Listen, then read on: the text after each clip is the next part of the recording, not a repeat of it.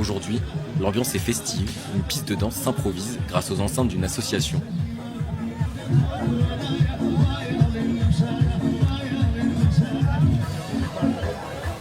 Pendant ce temps, des bénévoles préparent les tickets pour les réfugiés.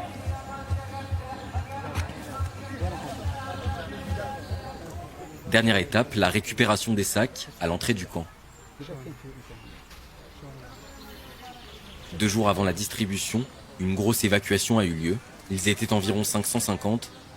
Désormais, près de 400 exilés survivent ici, dans des conditions ultra précaires.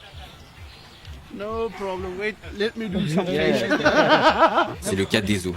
Exilé pakistanais, il vit ici depuis 2 semaines. Et comme tous les... Ici, dans le centre-ville, ils sont une centaine de réfugiés à s'entasser le long des quais sous 3 ponts, dans la plus extrême précarité. C'est le cas d'Abdou, exilé soudanais. Cela fait déjà 3 mois qu'il vit ici. Et ça, c'est vos affaires ? Pour lui et beaucoup de réfugiés à Calais, le Royaume-Uni est un Eldorado, mais aussi le dernier espoir. Il vaut mieux aller au Royaume-Uni. Il y a de la protection là-bas. Même si t'as pas de pièce d'identité, tu vis comme un roi. Vous n'avez pas peur de mourir en traversant la mer ? J'ai pas peur. Je l'ai déjà fait une fois. J'ai traversé la Méditerranée. C'est rien en comparaison. Je réfléchis. Si je retourne au Soudan, est-ce que je vais pouvoir rester en vie ou est-ce que je vais mourir ? Je sais que le jour où j'y retourne, ma vie est en danger. Et même ici, je suis en danger. Je pourrais mourir à n'importe quel moment. Pourquoi ? Je voudrais juste que Dieu améliore les choses. Je te dis ça car mon cœur brûle. Reste ici et tu verras de tes propres yeux comment la police nous traite. Selon lui, le quotidien des réfugiés à Calais, c'est une pression policière et des violences permanentes.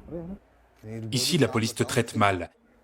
Ils te voient devant un feu, par exemple, pour te réchauffer, et ils viennent renverser de l'eau sur le feu. Ils l'éteignent. Il y a du racisme de la part de la police ? De la police, mais aussi des gens. Tu prends le bus, ils vont changer de place.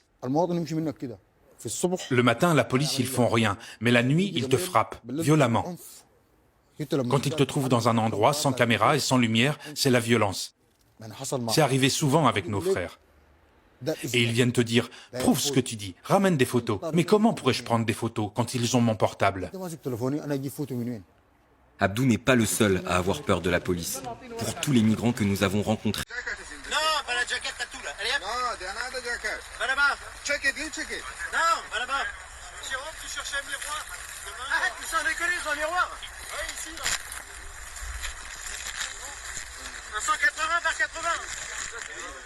sur cette vidéo, des exilés filment l'évacuation de leur abri de fortune. Ici, c'est la jungle, comme ils l'appellent. Un terrain vague en face de l'hôpital de Calais, à l'abri des regards, où survivent quelques dizaines de réfugiés. Leur quotidien est rythmé par les expulsions, les distributions alimentaires et les tentatives de traversée de la Manche.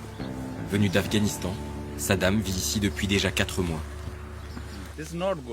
Ce n'est pas bien, il n'y a rien qui va.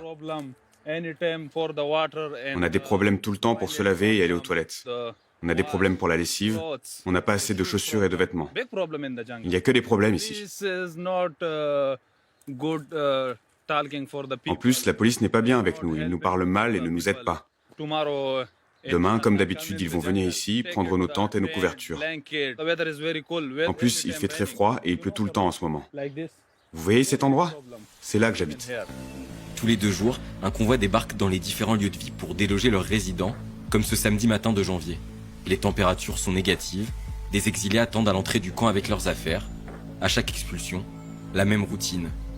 Ils quittent leur abri, les forces de l'ordre débarquent et récupèrent les biens restés sur le lieu de vie avant leur arrivée. Tout ce qui reste est susceptible d'être embarqué ailleurs ou détruit. Des opérations lancées à l'été 2018 est devenu le cauchemar des réfugiés qui se déroulent à l'abri des caméras. Impossible pour nous ce jour-là de filmer, l'accès au camp nous est interdit pendant l'évacuation. Associations, journalistes, tout le monde est logé à la même enseigne. Une fois l'expulsion terminée, nous retournons chez Saddam. La bâche qui